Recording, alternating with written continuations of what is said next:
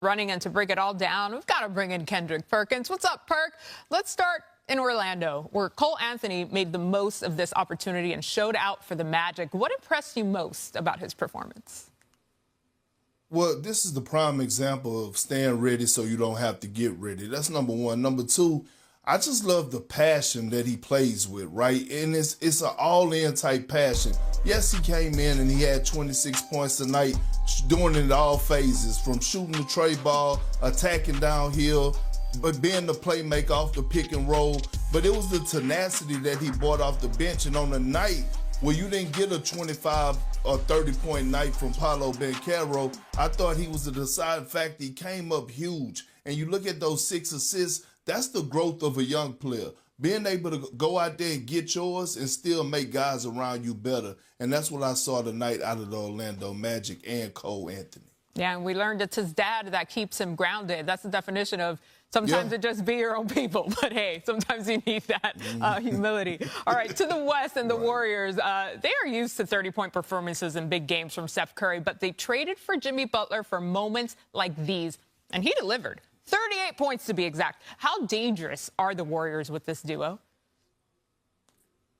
The Warriors are very dangerous. And, yes, Jimmy Butler has given life to Steph Curry and Draymond Green and Steve Kerr and the Golden State Warriors. And, again, a much-needed win so that they could get rest. We know what Jimmy Butler brings to the table offensively. I thought he did a great job tonight. First, second, third quarter, when Steph really didn't have it going, getting it going, making sure the team staying engaged, staying aggressive, and then all of a sudden he let Steph take it home in the fourth. But I will say this.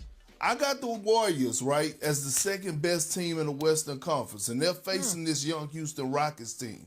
They better strap their damn boots up because Ime Udoka, who I voted for as Coach of the Year, he got those young boys ready. Defensively, they're athletic as hell, and I'm praying that Steve Kerr put his pride aside and go to the young fella, Jonathan Kuminga, because I believe the Warriors are going to need his athleticism in this series against the Houston Rockets. This series is going 6 or 7 games. I haven't decided just yet. I got Golden State winning, but the Rockets are ready, and they're ready for war. Well, it's a good thing they get a little bit of rest before that, but you're spot on there, Perk. Meanwhile, Memphis put up a fight despite the injury to Ja Morant. Now the Grizzlies have to lick their wounds before facing the winner of the Mavericks and Kings. If Morant isn't 100%, how will Memphis pick up the slack, Perk? Who's their all-star, MJ? It's Jaren Jackson Jr. Like, it's time for him to elevate his game. I can't tell you how many times I was yelling at the screen tonight for him to be aggressive, for him to play with more force, right? We know he's skilled. We know he can shoot the tray ball, but I want to see him go to the low block. I want to see him punish people more down there.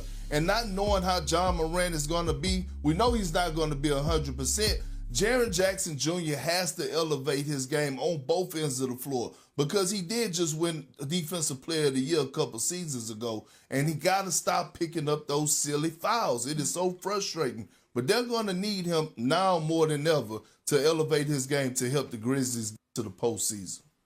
All right, hang tight, Perk. We've got 2 more games to talk about on Wednesday's schedule. We'll see you a little bit later on SportsCenter. All right, thank you.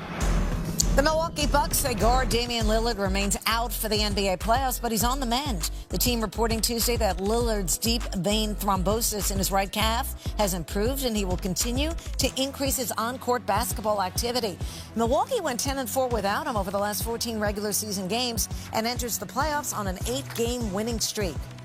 Damian Lillard missed 24 games this season. The Bucks stayed afloat in their first 16 games without him, as I mentioned, going 8-8 in those contests overall. But they found their groove to close out the season, posting an 8-0 record while outscoring opponents by nearly 10 points per game. Dallas Maverick fans are still at a loss as to why their general manager traded away the team's franchise player to the Lakers 2.5 months ago.